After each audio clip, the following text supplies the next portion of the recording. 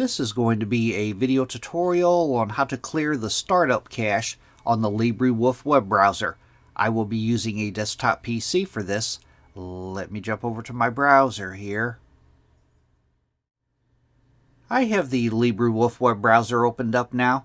Clearing your startup cache that could fix issues such as UI issues, slow startup, freezing during startup. The way to do it, you want to go off to the upper right hand corner, up to the 3-bar hamburger menu. You want to click on that. Then you want to go down to where it says Help and click on Help. Now in this drop down that opens up, you want to click on More Troubleshooting Information. And on this page it opens up, it gives you troubleshooting information. It tells you all about your browser's version.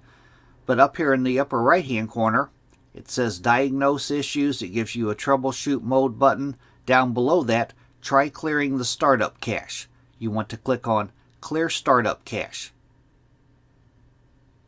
A little dialog box will open up saying Restart LibreWolf to clear startup cache. This will not change your settings or remove extensions. You would just click on Restart.